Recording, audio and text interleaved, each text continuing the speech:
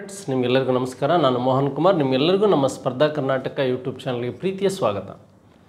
Dear friends, ಇವತ್ತು ವಿಶೇಷವಾಗಿ ನಾವು ಪಂಚಾಯತ್ ಡೆವಲಪ್ಮೆಂಟ್ ಆಫೀಸರ್ ಈ ಒಂದು PDOಗೆ ಸಂಬಂಧಿಸಿದ 2024ರ ಹುದ್ದೆಗಳೇನಿದೆ, ಈ ಹುದ್ದೆಗಳು ಹೇಗೆಲ್ಲ ನೋಟಿಫಿಕೇಷನ್ಸ್ ಆಯಿತು ಮತ್ತು 150 ಪೋಸ್ಟ್ಗಳಿಗೆ ಸಂಬಂಧಿಸಿದಂತೆ ಈಗ ಅರ್ಜಿ ತಗೊಳ್ತಾ ಇದ್ದಾರೆ. ನೋಡಿ, ಪಂಚಾಯತ್ ಡೆವಲಪ್ಮೆಂಟ್ ಆಫೀಸರ್ಗೆ ಅರ್ಜಿ ಸಲ್ಲಿಸಲು ಕೊನೆಯ ದಿನಾಂಕ ಯಾವಾಗ ಅಂದರೆ 15/5/2024 ಕೊನೆಯ ದಿನಾಂಕ. ಇಷ್ಟರಲ್ಲಿ ನೀವು ಪಂಚಾಯತ್ ಡೆವಲಪ್ಮೆಂಟ್ ಆಫೀಸರ್ಗೆ ಅರ್ಜಿಯನ್ನು ಸಲ್ಲಿಸ್ಬೋದು. ನಮ್ಮ ಸ್ಪರ್ಧಾ ಕರ್ನಾಟಕ ಒಂದು ಯೂಟ್ಯೂಬ್ ಚಾನಲಲ್ಲಿ, ಜೊತೆಗೆ ತರಬೇತಿ ಸಂಸ್ಥೆಯಲ್ಲಿ ಆಫ್ಲೈನ್ ಮತ್ತು ಆನ್ಲೈನ್ ಕ್ಲಾಸಸ್ ಎರಡೂ ಸಹ ನಿಮಗೆ ಸಿಗ್ತಾ ಇದೆ. ಹಾಗಾದರೆ ಆಫ್ಲೈನ್ ಮತ್ತು ಆನ್ಲೈನ್ ಕ್ಲಾಸ್ಗಳು ಯಾವ ರೀತಿ ಇರುತ್ತೆ ಮತ್ತು ಅದರ ಅಂಶಗಳೇನು ಮತ್ತು ತರಬೇತಿ ಡ್ಯೂರಿಯೇಷನ್ನು, ಫೀಸ್ ಎಲ್ಲದರ ಬಗ್ಗೆ ಮಾಹಿತಿ ಬೇಕು ಅಂದರೆ ನಮ್ಮ ದೂರವಾಣಿ ಕರೆಗೆ ಕರೆ ಮಾಡ್ಬೋದು. ಅದರ ಜೊತೆಗೆ ನಮಗೆ ಈ ಪಂಚಾಯತ್ ಡೆವಲಪ್ಮೆಂಟ್ ಆಫೀಸರ್ ಅಂದರೆ ಲಾಸ್ಟ್ ರಿಕ್ರೂಟ್ಮೆಂಟ್ಗೂ ಈ ರಿಕ್ರೂಟ್ಮೆಂಟ್ಗೂ ಏನು ವ್ಯತ್ಯಾಸ ಇದೆ ಅಂತಕ್ಕಂಥದ್ರ ಬಗ್ಗೆ ನೋಡ್ತಾ ಹೋಗೋಣ. ನೋಡಿ, ಪಂಚಾಯತ್ ಡೆವಲಪ್ಮೆಂಟ್ ಆಫೀಸರಲ್ಲಿ ಈ PDO ಎಕ್ಸಾಮಿನೇಷನಲ್ಲಿ ಒಂದು ಪೇಪರ್ ಫಸ್ಟ್ ಅಂತ ಇದೆ, ಹಾಗೆ ನಮಗೆ ಈ ಪೇಪರ್ 2 ಅಂತ ಇದೆ, ಕಮ್ಯುನಿಕೇಷನ್ ಪೇಪರ್. ಈ ಪೇಪರ್ ಫಸ್ಟ್ ಸಹ ನಮಗೆ 100 ಮಾರ್ಕ್ಸ್ ಇರುತ್ತೆ, 0.25 ನೆಗೆಟಿವ್ ಮಾರ್ಕಿಂಗ್ ಇರುತ್ತೆ. ಸೆಕೆಂಡ್ ಪೇಪರ್ ಸಹ 100 ಕ್ವಶನ್ಸ್ 100 ಮಾರ್ಕ್ಸ್ ಇರುತ್ತೆ, ಇದು ಸಹ 0.25 ನೆಗೆಟಿವ್ ಮಾರ್ಕಿಂಗ್ ಇರುತ್ತೆ. ಹಾಗಾದರೆ ಲಾಸ್ಟ್ ಕಾನ್ಸೆಪ್ಟ್ GK ಪೇಪರ್ಲು ಈ ಪೇಪರ್ಗೆ ಏನು ವ್ಯತ್ಯಾಸ ಇದೆ? ಇಲ್ಲಿ ಪೇಪರ್ ಫಸ್ಟನ್ನು ನಾವು GS ಅಂತ ಕರಿತೀವಿ, ಜನರಲ್ ಸ್ಟಡೀಸ್ ಅಂತ ಕರಿತೀವಿ. ಪೇಪರ್ 2ಅನ್ನು ನಾವು ಕಮ್ಯುನಿಕೇಷನ್ ಪೇಪರ್ ಅಂತ ಕರಿತೀವಿ, ಸಂವಹನ ಪತ್ರಿಕೆ ಅಂತ ಕರಿತೀವಿ. ನೋಡಿ, ಈಗ ಪ್ರಚಲಿತ ಘಟನೆಗಳಿಗೆ ಸಂಬಂಧಿಸಿದಂಥ ಸಾಮಾನ್ಯ ಜ್ಞಾನದ ವಿಷಯಗಳು ಅಂತ ಕೇಳಿದ್ದಾರೆ. ನೋಡಿರಿ, ಜನರಲ್ ಸ್ಟಡೀಸ್ ಕಂಟೆಂಟ್ ಇದೆ, ಕರೆಂಟ್ ಇವೆಂಟ್ಸ್ ಇದೆ, ಹಾಗೆ ಸಾಮಾನ್ಯ ವಿಜ್ಞಾನ ವಿಷಯಗಳಿದೆ, ಸೈನ್ಸ್ ಇದೆ, ಜಿಯೋಗ್ರಫಿ ಇದೆ ಮತ್ತು ಸೋಷಿಯಲ್ ಸೈನ್ಸ್ ಇದೆ. ಹಾಗೆ ಭಾರತೀಯ ಸಮಾಜದ ಮತ್ತು ಅದರ ಬೆಳವಣಿಗೆ ಇತಿಹಾಸದ ಪರಿಚಯ, ಹಿಸ್ಟ್ರಿ ಏನಿದೆ ಕಾಮನ್ ಆಗಿದೆ. ಭಾರತ ಮತ್ತು ಕರ್ನಾಟಕ ಇತಿಹಾಸ ಕಾಮನ್ ಆಗಿದೆ. ಸಂವಿಧಾನ ಮತ್ತು ಸಾರ್ವಜನಿಕ ಆಡಳಿತ ಅಂತಕ್ಕಂಥದ್ದು ಒಂದು ಕಾನ್ಸೆಪ್ಟ್ ಇದೆ. ಹಾಗೆ ಪ್ರಾಯೋಗಿಕ ಜ್ಞಾನ ಮತ್ತು ಬೌದ್ಧಿಕ ಸಾಮರ್ಥ್ಯ ವಿಷಯಗಳು SSLC ಲೆವೆಲ್ಲಿಗೆ ಸಂಬಂಧಿಸಿದಂತೆ ಕೇಳ್ತಾ ಹೋಗಿದ್ದಾರೆ. ಹಾಗಾದರೆ ಎಕ್ಸ್ಟ್ರಾ ಏನಿದೆ ನಮಗೆ, ಒಂದು 70 ಮಾರ್ಕ್ಸು ಹ್ಯೂಮನಿಟಿ ಸಬ್ಜೆಕ್ಟ್ ಕಂಟೆಂಟಲ್ಲಿ ಬಂದರೆ ಲಾಸ್ಟು 30 to 40 ಮಾರ್ಕ್ಸ್ ಎಲ್ಲಿ ಕೇಳ್ಬೋದು ಅಂತಕ್ಕಂಥದ್ದು ನೋಡಿದರೆ ಜಸ್ಟ್ ಒಂದು 30 ಮಾರ್ಕ್ಸ್ ಕರ್ನಾಟಕದ ಸಾಮಾಜಿಕ ಮತ್ತು ಸಾಂಸ್ಕೃತಿಕ ಇತಿಹಾಸ ಅಂದರೆ ಕಲ್ಚರಲ್ ಹಿಸ್ಟ್ರಿ ಕಾಮನ್ನಾಗಿ ಕೇಳ್ತಾರೇನು, ದೇವಾಲಯಗಳ ಬಗ್ಗೆ, ಟೆಂಪಲ್ಗಳ ಬಗ್ಗೆ ಕೇಳ್ತಕ್ಕಂಥ ಹಿಸ್ಟ್ರಿ. ಸ್ವಾತಂತ್ರ್ಯ ನಂತರದಲ್ಲಿ ಕರ್ನಾಟಕದ ಭೂ ಸುಧಾರಣೆ ಮತ್ತು ಸಾಮಾಜಿಕ ಬದಲಾವಣೆಗಳು, ಆಫ್ಟರ್ ಇಂಡಿಪೆಂಡೆಂಟ್ ಆದಮೇಲೆ ಕರ್ನಾಟಕದಲ್ಲಿ ಲ್ಯಾಂಡ್ ರಿಫಾರ್ಮ್ಸ್ ಹೇಗಿತ್ತು ಅನ್ನೋ ವಿಷಯಗಳನ್ನು ಕೇಳಿಲ್ಲ.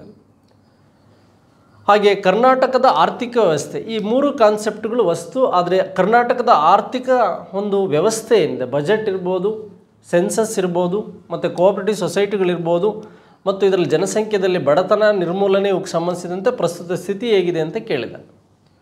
ಹಾಗೆ ಮತ್ತೊಂದು ಕಾನ್ಸೆಪ್ಟು ಲಾಸ್ಟಲ್ಲಿ ನಮಗೆ ಇದು 100 ಮಾರ್ಕ್ಸ್ ಇತ್ತು, RDPR ಅಂತಕ್ಕಂಥದ್ದು. ಈಗ 10 to 15 ಮಾರ್ಕ್ಸಲ್ಲಿ ಗ್ರಾಮ ಪಂಚಾಯತಿ ಅಭಿವೃದ್ಧಿ ಸಂಸ್ಥೆಗಳು ಮತ್ತು ಅದರ ಸಹಕಾರಿ ಸಂಸ್ಥೆಗಳಿಗೆ ಸಂಬಂಧಿಸಿದಂತೆ ಕಾನ್ಸೆಪ್ಟನ್ನು GSಲ್ಲೇ ಇಟ್ಟಿದ್ದಾನೆ. ಕರ್ನಾಟಕ ಪರಿಣಾಮಕಾರಿ ಆಡಳಿತಾತ್ಮಕ ವಿಜ್ಞಾನ ಮತ್ತು ತಂತ್ರಜ್ಞಾನ, ಸೈನ್ಸ್ ಆ್ಯಂಡ್ ಟೆಕ್ನಾಲಜಿಗೆ ಇಟ್ಟಿದ್ದಾನೆ. ಮತ್ತು ಈ ಎನ್ವೈರ್ನ್ಮೆಂಟ್ ಇಶ್ಯೂಸ್, ಪರಿಸರ ಸಮಸ್ಯೆಗಳನ್ನು ಸಹ ಇದರಲ್ಲಿ ಇಟ್ಟಿದ್ದಾನೆ. VAಗಿಂತ 4 to 5 ಪಾಯಿಂಟ್ಸ್ ಹೆಚ್ಚಾಗಿದೆ. ವಿಲೇಜ್ ಅಡ್ಮಿನಿಸ್ಟ್ರೇಟಿವ್ ಆಫೀಸರ್ಗಿಂತ PDOದಲ್ಲಿ ಒಂದು 4 ಕಾನ್ಸೆಪ್ಟ್ ಹೊಸದಾಗಿ ಇಟ್ಟಿದ್ದಾನೆ. ಮೆಂಟಲ್ ಅಬಿಲಿಟಿ ಇದರಲ್ಲಿದೆ, ಸೈನ್ಸ್ ಮೆಂಟಲ್ ಅಬಿಲಿಟಿ ಹೆಚ್ಚಾಗಿ ಈ PDO ಕಾನ್ಸೆಪ್ಟ್ಗಳಲ್ಲಿದೆ ಅಂತಕ್ಕಂಥದ್ದು ನಾವು ನೋಡ್ಬೋದು. ಹಾಗಾದರೆ ಈ ಪೇಪರ್ 100 ಕ್ವಶನ್ಸ್ 100 ಮಾರ್ಕ್ಸ್ ಮತ್ತು ನೆಗೆಟಿವ್ ಮಾರ್ಕಿಂಗ್ ಇರುತ್ತೆ ಅಂತ ಹೇಳಿದ್ದೀನಿ. ಹಾಗಾದರೆ ಮೇಜರಾಗಿ ನಮಗೀಗ ಕಮ್ಯುನಿಕೇಷನ್ ಪೇಪರ್ ಏನಿದೆ 35 ಕನ್ನಡ ಇರ್ಬೋದು, ಹಾಗೆ 35 ಇಂಗ್ಲೀಷ್ ಇರ್ಬೋದು, 30 ನಿಮಗೆ ಕಂಪ್ಯೂಟರ್ ನಾಲೆಡ್ಜ್ ಇರ್ಬೋದು. ಈ ಎಲ್ಲ ವಿಷಯಗಳಿಗೆ ಸಂಬಂಧಿಸಿದಂತೆ ನಮ್ಮಲ್ಲಿ ಆಫ್ಲೈನ್ ಮತ್ತು ಆನ್ಲೈನ್, ಲ್ಯಾಂಡ್ ರಿಫಾರ್ಮ್ಸಿಂದ ಹಿಡಿದು ಕೋಆಪರೇಟಿವ್ ಸೊಸೈಟಿ, ಎನ್ವೈರ್ನ್ಮೆಂಟ್ ಇಶ್ಯೂಸ್ ಎಲ್ಲ ವಿಷಯಗಳನ್ನ ಆನ್ಲೈನ್ ಆಫ್ಲೈನಲ್ಲಿ ನಾವು ಡಿಸ್ಕಷನ್ ಮಾಡ್ತಾ ಇದ್ವಿ. ಯಾರಿಗೆ ಅವಶ್ಯಕತೆ ಇದೆ, ಆಸಕ್ತಿ ಉಳ್ಳವರು ನಮ್ಮಲ್ಲಿ ಜಾಯ್ನ್ ಆಗ್ಬೋದು. ಹಾಗೆ ಕಂಪ್ಯೂಟರ್ ಅಂದರೆ ನೀವು PDOಗೆ ಅಪ್ಲೈ ಮಾಡೋದನ್ನು ಮರಿಬೇಡಿ.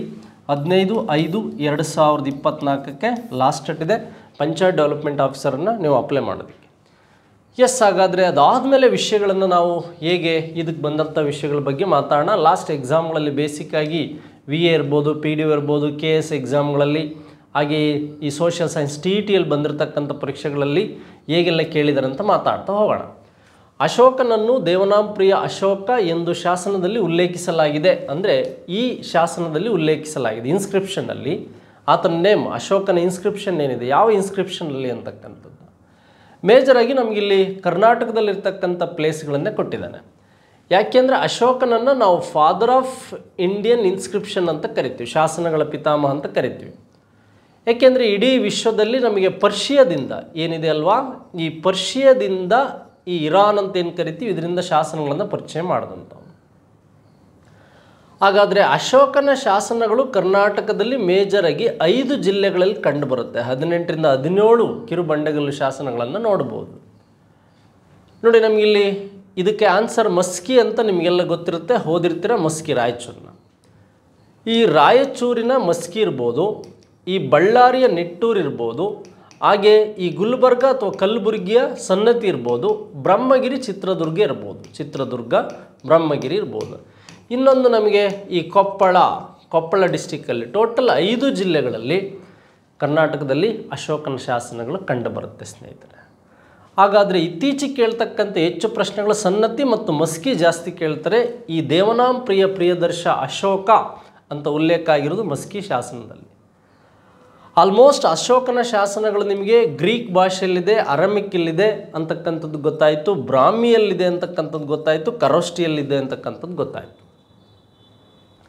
ಹಾಗೆ ನಮ್ಮ ಕರ್ನಾಟಕದಲ್ಲಿರ್ತಕ್ಕಂಥ ಅಶೋಕನ ಶಾಸನಗಳು ಈ ಪ್ರಾಕೃತ ಭಾಷೆಯಲ್ಲಿದೆ, ಬ್ರಾಹ್ಮಿ ಲಿಪಿಯಲ್ಲಿದೆ ಅಂತಕ್ಕಂಥದ್ದು ನಿಮಗೆಲ್ಲ ಗೊತ್ತಾಗ್ತಾ ಹೋಗಬೇಕು. ಮಸ್ಕಿ, ನಿಟ್ಟೂರು, ಸನ್ನತಿ ಮತ್ತು ಬಳ್ಳಾರಿ ಡಿಸ್ಟಿಕ್ ಹೇಳ್ತಾನೆ. ಸನ್ನತಿಯಲ್ಲಿ ಇತ್ತೀಚೆಗೆ ಬೌದ್ಧ ಅಂಶಗಳಿಗೆ ಸಂಬಂಧಿಸಿದಂಥ ಅಥವಾ ಬೌದ್ಧಿಸಮ್ಗೆ ಸಂಬಂಧಿಸಿದಂಥ ಗೌತಮ ಬುದ್ಧನ ಕೆಲವು ಅವಶೇಷಗಳು ದೊರೆತಿವೆ. ಹಾಗೆ ಒಂದು ವಿಶೇಷವಾದಂಥ ಅಂಶಗಳು ಅಲ್ಲಿ ಸಿಗ್ತಾ ಹೋಗಿದೆ ಬೌದ್ಧಿಸಮ್ಗೆ ಸಂಬಂಧಿಸಿದಂತೆ. ಯಾಕೆ ಅಂದರೆ ಅಶೋಕ ಬೌದ್ಧಿಸಮ್ ಮೇಲೆ ಹೆಚ್ಚು ವರ್ಕನ್ನು ಶಾಸನಗಳನ್ನು ಎಸ್ಟಾಬ್ಲಿಷ್ಮೆಂಟ್ ಮಾಡಿರು. ಈಗ ಮಸ್ಕಿ ಶಾಸನದ ಬಗ್ಗೆ ನಾವು ನೋಡ್ತಾ ಹೋದ್ವಿ. ಪ್ರಾಕೃತ, ಯಾಕೆಂದರೆ ಸಂಸ್ಕೃತದಲ್ಲಿದ್ದರೆ ಅದೇ ಸಂಸ್ಕೃತದ ಮೊದಲ ಶಾಸನ ಆಗ್ತಾ ಇತ್ತೆ ಏನು. ಹಾಗಾಗಿ ಮಸ್ಕಿ ಪ್ರಾಕೃತದಲ್ಲಿದೆ, ಬ್ರಾಹ್ಮಿ ಲಿಪಿಯಲ್ಲಿದೆ ಅಂತಕ್ಕಂಥದ್ದು ಗೊತ್ತಾಗಬೇಕು. ಅಶೋಕನ ಹೆಚ್ಚು ಶಾಸನಗಳಿರೋದು ಜೇಮ್ಸ್ ಪ್ರಿನ್ಸೆಪ್ ಓದಿದಂತಹ ಬ್ರಾಹ್ಮಿ ಲಿಪಿಯಲ್ಲಿ ಅಂತಕ್ಕಂಥದ್ದು ನಿಮಗೆ ಗೊತ್ತಿರಬೇಕು. ಮತ್ತು ಅಶೋಕನ ಬಗ್ಗೆ ನಿಮಗೆ ಪ್ರಶ್ನೆಗಳು ಬರ್ತಾ ಹೋಗ್ಬೋದು ಸ್ನೇಹಿತರೆ. ನೆಕ್ಸ್ಟ್ ಮತ್ತೊಂದು ಪ್ರಶ್ನೆ ಈಗ ಕೇಳಿದ್ದಾರೆ, ಕೆಳಕಂಡ ರಾಜವಂಶಗಳ ರಾಜಧಾನಿಯನ್ನು ಅನುಕ್ರಮವಾಗಿ ಜೋಡಿಸಿದ ಗುಂಪು ರಾಷ್ಟ್ರಕೂಟ, ಗುಪ್ತ ಮತ್ತು ಹೊಯ್ಸಳ, ಕುಶಾನ ಅಂತ. ನೋಡಿ, ಇಲ್ಲಿ ಕರ್ನಾಟಕ ಮತ್ತು ಇಂಡಿಯನ್ ಹಿಸ್ಟ್ರಿಗೆ ಸಂಬಂಧಿಸಿದಂತೆ 2 ಮನೆತನಗಳನ್ನು ಕೇಳಿದ್ದಾನೆ. ಫಸ್ಟು ರಾಷ್ಟ್ರಕೂಟ ಇದೆ. ರಾಷ್ಟ್ರಕೂಟರ ಮನೆತನ ಯಾವುದು ಅಂದರೆ ಮಾನ್ಯಕೇಟ ಇವರ ರಾಜಧಾನಿ ಅಂತಕ್ಕಂಥದ್ದು. ನೆಕ್ಸ್ಟು ಹೊಯ್ಸಳರ ರಾಜಧಾನಿ ನಿಮಗೆಲ್ಲ ಗೊತ್ತಿದೆ, ಈ ದ್ವಾರಸಮುದ್ರ ಅಂತಕ್ಕಂಥದ್ದು. ದ್ವಾರಸಮುದ್ರ, ಹಾಸನದ ದ್ವಾರಸಮುದ್ರ ಅಥವಾ ಹಳೆಬೀಡು.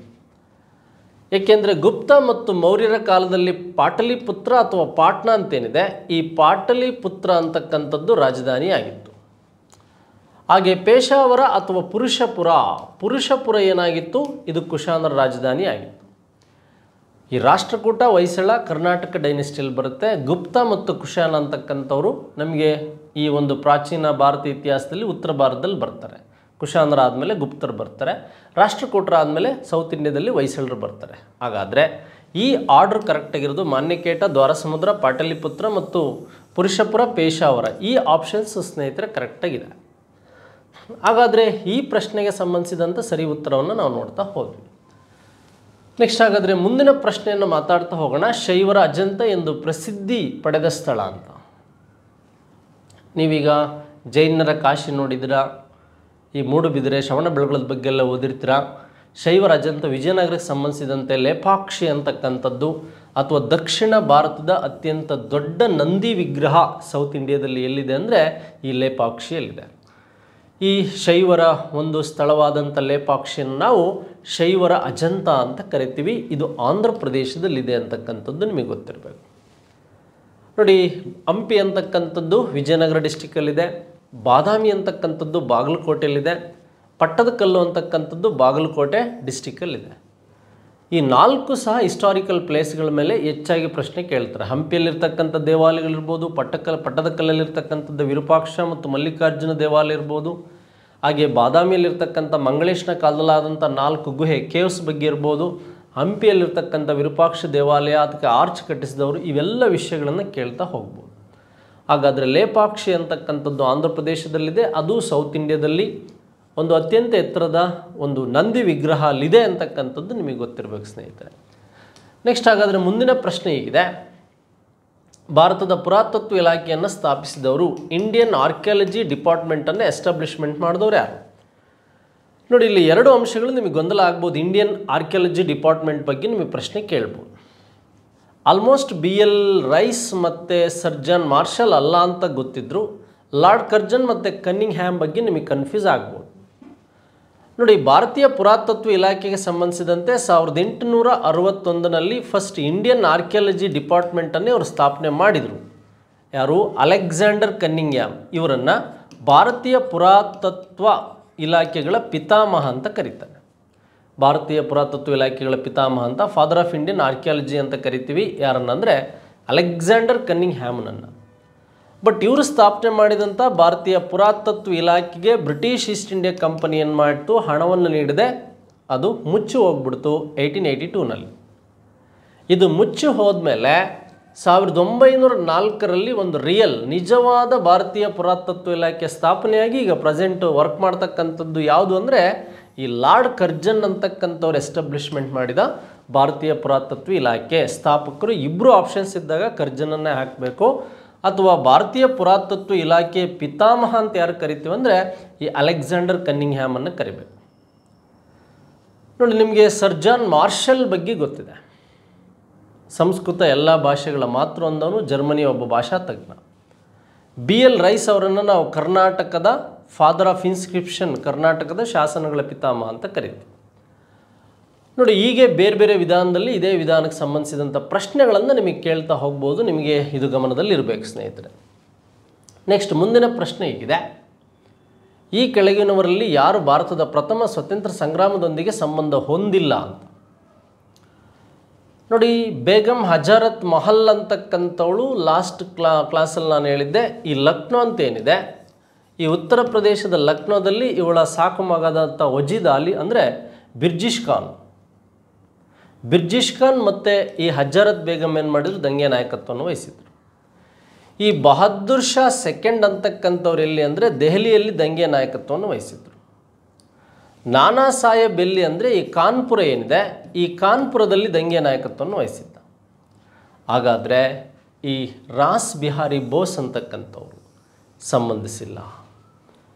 ನಿಮಗೆಲ್ಲ ಗೊತ್ತಿದೆ, ಲಾರ್ಡ್ ಹಾರ್ಡಿಂಜ್ನ ಕಾಲದಲ್ಲಿ ಈ ಬಾಂಬ್ ಪಿತ್ತೂರಿಗೆ ಸಂಬಂಧಿಸಿದಂತೆ ಅಥವಾ ದೆಹಲಿ ದರ್ಬಾರ್ ಮೇಲೆ ಬಾಂಬನ್ನು ಎಸೆದು ಒಬ್ಬ ಮಂದಗಾಮಿ ಕ್ರಾಂತಿಕಾರಿಯಾದಂಥ ವಿಚಾರಗಳು ಯಾರು ಅಂದರೆ ಈ ರಾಸ್ ಬಿಹಾರಿ ಬೋಸ್, ವೆಸ್ಟ್ ಬಂಗಾಳದವರು. ಈ ರಾಸ್ ಬಿಹಾರಿ ಬೋಸ್ಗೆ ಸಂಬಂಧಿಸಿದಂಥ ಪ್ರಶ್ನೆಗಳನ್ನು ಕೇಳ್ಬೋದು. ಈ ದೆಹಲಿ ದರ್ಬಾರ್ ಮೇಲೆ ಬಾಂಬ್ ಹಾಕಿದಂಥ ಘಟನೆಗಳ ಬಗ್ಗೆಯೂ ಸಹ ಕೇಳ್ಬೋದು. ಇವರು ವೆಸ್ಟ್ ಬಂಗಾಳದವರು. ಇವರು ಇದಕ್ಕೆ ಸಂಬಂಧಿಸಿಲ್ಲ ಫಸ್ಟ್ ಇಂಡಿಪೆಂಡೆಂಟ್ ವಾರಿಗೆ ಅಂತಕ್ಕಂಥದ್ದು ನಿಮಗೆ ಗೊತ್ತಿರಬೇಕು. ಎಸ್, ಹಾಗಾದರೆ ಮುಂದಿನ ಪ್ರಶ್ನೆ ಸ್ನೇಹಿತರೆ ಏನಿದೆ? 1687ರಲ್ಲಿ ಮೊಘಲ್ ಸೇನಾನಿಯಿಂದ ಬೆಂಗಳೂರನ್ನು ವಶಪಡಿಸಿಕೊಂಡ ಮೈಸೂರಿನ ದೊರೆ ಯಾರು? ನೋಡಿ, ಆರಂಭಿಕ ಒಡೆಯರಲ್ಲಿ ನಮಗೆ 1399ರಿಂದ 1761ರವರೆಗೆ ಬರ್ತಕ್ಕಂಥ ಒಡೆಯರಲ್ಲಿ ಯಾರಿದ್ರು? ನೋಡಿ, ಇಲ್ಲಿ ಈ 4ನೇ ಜಯಚಾಮರಾಜ ಒಡೆಯರಿಗೆ ಅಥವಾ ಚಾಮರಾಜ ಒಡೆಯರಿಗೆ ಸಂಬಂಧಿಸಿದಂತೆ ಅಥವಾ 2ನೇ ಚಾಮರಾಜ ಒಡೆಯರಿಗೆ ಸಂಬಂಧಿಸಿದಂತೆ ಏನೆಲ್ಲ ಪ್ರಶ್ನೆಗಳಿಗೆ ಕೇಳ್ಬೋದು. ರಾಜ ಒಡೆಯರು ಅಂದರೆ 1610 ನಿಮಗೆ ಮೈಸೂರು ದಸರಾದ ಬಗ್ಗೆ ಗೊತ್ತಾಗುತ್ತೆ. ಅಥವಾ ಚಾಮರಾಜ ಒಡೆಯರಿಗೆ ಸಂಬಂಧಿಸಿದಂತೆ ಕಂಠೀರವ ಚಾಮರಾಜ, 6ನೇ ಚಾಮರಾಜ ಒಡೆಯರಿಗೆ ಅಥವಾ ಇವರಿಗೆ ಸಂಬಂಧಿಸಿದಂತೆ ಪ್ರಶ್ನೆಗಳನ್ನು ಕೇಳ್ತಾ ಹೋಗ್ಬೋದು. ಇಮ್ಮಡಿ ಅಂದರೆ ಮುಮ್ಮಡಿ ಕೃಷ್ಣರಾಜ ಒಡೆಯರಿಗೆ ಸಂಬಂಧಿಸಿದಂತೆ ಕೇಳ್ಬೋದು. ಚಿಕ್ಕ ದೇವರಾಜ ಒಡೆಯರ್ ಬಗ್ಗೆ ನಿಮಗೆ ಗೊತ್ತಿದೆ. ಅಠಾರ ಕಚೇರಿಯನ್ನು ಸ್ಥಾಪನೆ ಮಾಡಿದಂಥವರು, ಔರಂಗಜೇಬ್ ಮತ್ತು ಶಿವಾಜಿಯಿಂದ ಬಿರುದು ಪಡೆದಂಥವರು, ಹಾಗೆ ನವಕೋಟಿ ನಾರಾಯಣ ಅಂತಕ್ಕಂಥ ಬಿರುದು ಪಡೆದಂಥವರು. ಈ ಒಂದು ಚಿಕ್ಕ ದೇವರಾಜ ಒಡೆಯರ್ ಏನು ಮಾಡ್ತಾರೆ? ಮೊಘಲ್ ಸೇನಾನಿಯಾದ ಈ ಕಾಸಿಂ ಖಾನ್ ಅಂತಕ್ಕಂಥವನ ಜೊತೆಯಿಂದ 3 ಲಕ್ಷ ಹಣಕ್ಕೆ ಏನು ಮಾಡ್ತಾರೆ? ಬೆಂಗಳೂರನ್ನು ಕೊಂಡ್ಕೊಳ್ತಾರೆ. 3 ಲಕ್ಷ ಹಣಕ್ಕೆ ಏನು ಮಾಡ್ತಾರೆ? ಇವರು ಬೆಂಗಳೂರನ್ನು ಕೊಂಡ್ಕೊಳ್ತಾರೆ ಸ್ನೇಹಿತರೆ. ಚಿಕ್ಕ ದೇವರಾಜ ಒಡೆಯರ್ ಅಂತಕ್ಕಂಥದ್ದು ಗೊತ್ತಿರಬೇಕು. ಎಸ್, ಹಾಗಾದರೆ 6ನೇ ಪ್ರಶ್ನೆ ಆದಮೇಲೆ ನಾವು ಮುಂದಿನ ಪ್ರಶ್ನೆ. ಭಾರತದಲ್ಲಿ ಮೊಟ್ಟ ಮೊದಲಿಗೆ ಸಾಮ್ರಾಜ್ಯ ಕಟ್ಟಿ ಏಕತೆಯನ್ನು ಮೂಡಿಸಿದ ವಂಶ? ಏಕೆಂದರೆ ಕರ್ನಾಟಕದಲ್ಲಿ ಬರೀ ಆಪ್ಷನ್ಸ್ ಕೊಟ್ಟಿದ್ರೆ ನಾವು ಕರ್ನಾಟಕವನ್ನು ಏಕಾಡಳಿತಕ್ಕೆ ಒಳಪಡಿಸಿದವರು ಬಾದಾಮಿ ಚಾಲುಕ್ಯರು ಅಂತ ಕರೀತಾ ಇದ್ವಿ. ನೋಡಿ, ಭಾರತದಲ್ಲಿ ಅಂದರೆ ಮೌರ್ಯರ ಉತ್ತರಾಧಿಕಾರಿಗಳಾಗಿ ಬಂದವರು ಶಾತವಾಹನರು. ಇವರು ದಕ್ಷಿಣ ಭಾರತವನ್ನಾಳಿದ ಮೊದಲ ಮನೆತನ ಶಾತವಾಹನರು. ಹಾಗೆ ಗುಪ್ತರಂದರೆ 200 ವರ್ಷಗಳ ಕಾಲ ಸುವರ್ಣಯುಗ ಯಾರ ಕಾಲದಲ್ಲಿ ಆಯ್ತು ಅಂದರೆ ಗುಪ್ತರ ಕಾಲದಲ್ಲಿ, ಕುಶಾನರು ಭಾರತಕ್ಕೆ 78 ಶಾಲಿವಾಹನ ಶಕೆ. ಈ ಸಂದರ್ಭದಲ್ಲಿ ಕುಶಾನರು ಬಂದವರು. ಕುಜಲಾ ಕ್ಯಾಟ್ಪಿಸಸ್ ಮತ್ತು ವೀಮಾ ಕ್ಯಾಟ್ಪಿಸಸ್ ಮತ್ತು ಕಾನಿಷ್ಕ ಶಕವರ್ಷ ಸ್ಟಾರ್ಟ್ ಮಾಡಿದರು. ಗಾಂಧಾರ ಕಲೆ ಇಂಟ್ರಡ್ಯೂಸ್ ಆಯಿತು. ಗುಪ್ತರ ಕಾಲದಲ್ಲಿ ಸುವರ್ಣಯುಗ ಸ್ಟಾರ್ಟ್ ಆಯಿತು. ಬಂಗಾರದ ಒಳ ಹರಿವು ಹೆಚ್ಚಾಗಿದ್ದರಿಂದ ನಳಂದ ವಿವಿ ಇರ್ಬೋದು, ಹೂಣರ ದಾಳಿಯಿಂದ ಇರ್ಬೋದು, ಸ್ಕಂದಗುಪ್ತನ ಕಾಲದಲ್ಲಿ ಕುಮಾರಗುಪ್ತನ ನಳಂದ ವಿವಿ ಇರ್ಬೋದು, ಅಲಹಾಬಾದ್ ಸ್ತಂಭಶಾಸನ ಇರ್ಬೋದು, ಮತ್ತು ಈ ಸಮುದ್ರಗುಪ್ತನ ಕಾಲದಲ್ಲಿ ಮತ್ತು ಮೆಹರೋಲಿ ಸ್ತಂಭಶಾಸನ ಇರ್ಬೋದು. ಇವೆಲ್ಲ ಅಂಶಗಳು ಗುಪ್ತರ ಕಾಲದಲ್ಲಿ ಬರುತ್ತೆ. ಶಾತವಾಹನರು ಅಂದರೆ ದಕ್ಷಿಣ ಭಾರತವನ್ನಾಳಿದ ಮೊದಲ ರಾಜಮನೆತನ. ಹಾಗಾದರೆ ಮೌರ್ಯರಿಗೆ ಸಂಬಂಧಿಸಿದಂತೆ ನಾವು ನೋಡೋದಾದರೆ ನೋಡಿ, ಧನನಂದನನ್ನು ಕೊಂದು ಮೌರ್ಯ ಸಾಮ್ರಾಜ್ಯವನ್ನು ಸ್ಥಾಪನೆ ಆದಮೇಲೆ ಏನೆಲ್ಲ ಬದಲಾವಣೆಗಳಾಯಿತು ಅಂತಕ್ಕಂಥದ್ರ ಬಗ್ಗೆ ನಾವು ಓದಿದ್ವಿ. ಹಾಗಾಗಿ ಮೌರ್ಯ ಸಾಮ್ರಾಜ್ಯ ಸ್ಥಾಪಕ ಮತ್ತು ಆ ಸ್ಥಾಪನೆಗೆ ಸಂಬಂಧಿಸಿದಂತೆ ಇವರು ಭಾರತದಲ್ಲಿ, ಉತ್ತರ ಭಾರತದಲ್ಲಿ ಒಂದು ಸಾಮ್ರಾಜ್ಯವನ್ನು ಕಟ್ಟಿ ಏಕಾಡಳಿತಕ್ಕೆ ಒಳಪಡಿಸಿದಂಥ ಮೊದಲ ಡೈನೆಸ್ಟಿ ಮಗಧ ಆ್ಯಂಡ್ ಮೌರ್ಯ ಅಂತಕ್ಕಂಥದ್ದು. ಮಗಧವನ್ನಾಳಿದಂತಹ ಒಂದು 4ನೇ ಮನೆತನ ಮೌರ್ಯ ಮನೆತನ ಅಂತಕ್ಕಂಥದ್ದು ನಿಮಗೆ ಗೊತ್ತಿರಬೇಕು.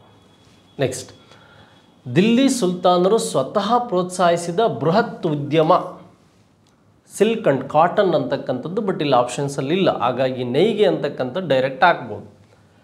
ದೆಹಲಿ ಸುಲ್ತಾನರು ಮತ್ತು ಮೊಘಲ್ ಕಾಲದಲ್ಲಿದ್ದಂತಹ ಪರ್ಷಿಯನ್ ಭಾಷೆಯ ಬಗ್ಗೆ ಕೇಳ್ಬೋದು. ಇವರು ಅಲ್ಲಿಂದ ಬಂದು ಅನಿಮಲ್ ಹಸ್ಬೆಂಡ್ರಿ, ಪಶುಸಂಗೋಪನೆ ಮತ್ತು ವ್ಯವಸಾಯ, ತೋಟಗಾರಿಕೆಗಿಂತ ಸಿಲ್ಕ್ ಆ್ಯಂಡ್ ಕಾಟನ್, ಈ ರೇಷ್ಮೆ ಮತ್ತು ಹತ್ತಿ ಬಟ್ಟೆಯ ಉದ್ಯಮ ನೇಯ್ಗೆ ಅಂತಕ್ಕಂಥದ್ದು ಇವ್ರ ಕಾಲದಲ್ಲಿ ಹೆಚ್ಚಾಗಿತ್ತು ಅಂತಕ್ಕಂಥದ್ದು ಗೊತ್ತಿರಬೇಕು ನಿಮ್ಗೆ. ಯಾಕೆ ಅಂದರೆ ದೆಹಲಿ ಸುಲ್ತಾನರು ಭಾರತೀಯರ ಉಡುಪುಗಳಿಂದ ಪ್ರಭಾವಿತರಾಗಿದ್ದರು ಅನ್ನೋ ಅಂಶಗಳು ಸಹ ನಿಮಗೆ ಗೊತ್ತಿರಬೇಕು. ಭಾರತೀಯ ಉಡುಪುಗಳಿಂದ ಅವರು ಪ್ರಭಾವಿತರಾಗಿದ್ದರು ಅಂತಕ್ಕಂಥ ಅಂಶವು ಸಹ ನಿಮಗೆ ಗೊತ್ತಿರಬೇಕು. ನೆಕ್ಸ್ಟ್, ಹಾಗಾದರೆ ಹಿಂದೂಸ್ತಾನದ ಪ್ರಥಮ ನಕ್ಷೆ ನೀಡಿದವರು ರಾಬರ್ಟ್ ಕ್ಲೈವ್, ಜೇಮ್ಸ್ ರೆನೆಲ್ ಮತ್ತು ಕನ್ನಟನ್ ಡ್ಯೂಕ್ ಮತ್ತು ರಾಜ್ಕುಮಾರ್ ಅರ್ಥರ್ ಅಂತ. ಸ್ವಲ್ಪ ಬ್ರಿಟಿಷ್ ರೈಟರ್ಸ್ ಬಗ್ಗೆ, ಥಿಂಕರ್ಸ್ ಬಗ್ಗೆ ಪ್ರಶ್ನೆಗಳನ್ನು ರೈಸ್ ಮಾಡ್ತಾ ಇದ್ದಾನೆ ಇತ್ತೀಚೆಗೆ. ಇವು ಟೆಕ್ಸ್ಟ್ ಬುಕ್ಸಲ್ಲಿ ಇರ್ತಕ್ಕಂಥ ಪ್ರಶ್ನೆಗಳು, ಆಥರ್ ಬುಕ್ಸ್ಗಿಂತ ಹೆಚ್ಚಾಗಿ. ಹಿಂದೂಸ್ತಾನದ ಪ್ರಥಮ ನಕ್ಷೆ ನೀಡಿದವರು ಅಂತ ಯಾಕೆ ಅಂದರೆ ಫಸ್ಟ್ ನಮಗೆ ಈ 1947 ಆಗಸ್ಟ್ 15ಕ್ಕೆ ನಮ್ಮ ದೇಶ ವಿಭಜನೆಯಾಗಿ 17ಕ್ಕೆ ರ್ಯಾಟ್ಲಿಪ್ ಗಡಿರೇಖೆ ಬರುತ್ತೆ. ಆದರೆ ಹಿಂದೂಸ್ತಾನ್ ಪ್ರಥಮ ನಕ್ಷೆ ನಮಗೆ ಕೊಟ್ಟಂತಹ ಒಬ್ಬ ಹಿಸ್ಟೋರಿಯನ್ ಯಾರು ಅಂದರೆ ಜೇಮ್ಸ್ ರೆನೆಲ್ ಅಂತಕ್ಕಂಥವ್ರು. ಯಾರು ಅಂದರೆ ಜೇಮ್ಸ್ ರೆನೆಲ್ ಅಂತಕ್ಕಂಥವ್ರು. ಇವ್ರ ಬಗ್ಗೆ ನಿಮಗೆ ಹೆಚ್ಚಿನದಾಗಿ ಮಾಹಿತಿ ಇರಬೇಕು ಸ್ನೇಹಿತರೆ. ನೆಕ್ಸ್ಟ್, ಇದಾದಮೇಲೆ ತರುಣ ಬಂಗಾಳದ ಚಳವಳಿ ಹರಿಕಾರ, ಈ ಥರ ಯಂಗ್ ಬಂಗಾಳಿ ಮೂಮೆಂಟ್ ಏನಿದೆ, ಯಂಗ್ ಬಂಗಾಳಿ ಮೂಮೆಂಟಲ್ಲಾದಂಥ ಬದಲಾವಣೆಗಳ ಬಗ್ಗೆ ನಿಮಗೆ ಗೊತ್ತಾಗ್ತಾ ಹೋಗುತ್ತೆ. ಕೋಲನ್ ಆಲ್ಕಬ್ ಅಂತಕ್ಕಂಥವ್ನು ಇರಲ್ಲ, ಆದರೆ ನಿಮಗೆ ಅನಬಿಸೆಂಟ್ ಮತ್ತು ಇವರಿಬ್ಬರ ಮೇಲೆ ಕನ್ಫ್ಯೂಸ್ ಆಗ್ಬೋದು. ಮೇಡಮ್ ಬ್ಲಾವಟಸ್ಕಿ ಅಂದರೆ 1875ರಲ್ಲಿ ನ್ಯೂಯಾರ್ಕ್ನಲ್ಲಿ ಬ್ಲಾವಟಸ್ಕಿ ಮತ್ತು ಓಲ್ಕಟ್ ಸೇರಿ ಥಿಯೋಸಾಫಿಕಲ್ ಸೊಸೈಟಿ ಸ್ಟಾರ್ಟ್ ಮಾಡಿದರು. 1882ರಲ್ಲಿ ಅಡಿಯರ್ನಲ್ಲಿ ಥಿಯೋಸಾಫಿಕಲ್ ಸೊಸೈಟಿ ಸ್ಟಾರ್ಟ್ ಮಾಡಿದ್ರು ಅನಬಿಸೆಂಟ್. ಆದರೆ ಹೆನ್ರಿ ಲೂಯಿಸ್ ವಿವಿಯನ್ ರೆಡೋಜಿ ಅಂತಕ್ಕಂಥವ್ರು ಒಬ್ಬರು ಟೀಚರು, ಲೆಕ್ಚರ್ ಆಗಿದ್ದರು, ಹಿಸ್ಟ್ರಿ ಲೆಕ್ಚರು. ಇವರು ಈ ಯಂಗ್ ಬಂಗಾಳಿ ಮೂಮೆಂಟನ್ನು ಒಬ್ಬ ಹರಿಕಾರಿ ಅಥವಾ ಫೌಂಡರ್ ಅಂತಕ್ಕಂಥದ್ದು ನಮಗೆ ನೆನಪಿರಬೇಕು. ಹಾಗಾದರೆ ಈ ಪ್ರಶ್ನೆಗಳಿಗೆ ಉತ್ತರ ಆಯಿತು. ಹಾಗಾಗಿ ಪಂಚಾಯತ್ ಡೆವಲಪ್ಮೆಂಟ್ ಆಫೀಸರ್ಗಳಿಗೆ ಪ್ರಿಪೇರ್ ಮಾಡ್ತಕ್ಕಂಥವ್ರಿಗೆ ಅಷ್ಟು ಸಿಲೆಬಸ್ ಬಗ್ಗೆ ನಾನು ಮಾಹಿತಿ ನೀಡಿದ್ದೇನೆ. ಹಾಗಾಗಿ ಆ ಸಿಲೆಬಸ್ ಪ್ರಕಾರನೇ ನೀವು ಓದಬೇಕು. ಕಮ್ಯುನಿಕೇಷನ್ ಪೇಪರಲ್ಲಿ ಚೆನ್ನಾಗಿ ಸ್ಕೋರ್ ಮಾಡ್ಕೋಬೇಕು. ಪಂಚಾಯತ್ ರಾಜ್ ನಿಮ್ಗೆ ಎಷ್ಟು ಅವಶ್ಯಕತೆ ಇದೆ, ಸಿಲೆಬಸ್ ಏನಿದೆ ಅಷ್ಟನ್ನು ಸ್ಟಡಿ ಮಾಡಬೇಕು. ಈಗ ಲ್ಯಾಂಡ್ ರಿಫಾರ್ಮ್ಸ್ ಇತ್ತೀಚೆಗೆಲ್ಲ ನ್ಯೂಸ್ ಪೇಪರ್ ಮ್ಯಾಗ್ಝಿನಲ್ಲಿ ಬರ್ತಾ ಇದೆ, ಎನ್ವೈರ್ಮೆಂಟ್ ಇಶ್ಯೂಸ್, ಅವನ್ನೆಲ್ಲ ಕಲೆಕ್ಟ್ ಮಾಡಿ ಓದ್ಬೋದು. ಮತ್ತು ನಮ್ಮ ಯೂಟ್ಯೂಬ್ ಚಾನಲ್ ಇದೇ ಥರ ವೀಡಿಯೋಗಳನ್ನು ನೀವು ನೋಡ್ತಾ ಇರ್ಬೋದು. ವಿಡಿಯೋ ಇಷ್ಟ ಆಗಿದ್ದರೆ ಇತರರಿಗೆ ಪರಿಚಯಿಸಿ ಅಂತ ಹೇಳ್ತಾ ಈ ಕ್ಲಾಸನ್ನು ಮುಗಿಸ್ತಾ ಇದ್ದೀನಿ. Thank you very much. One and all ಧನ್ಯವಾದಗಳು.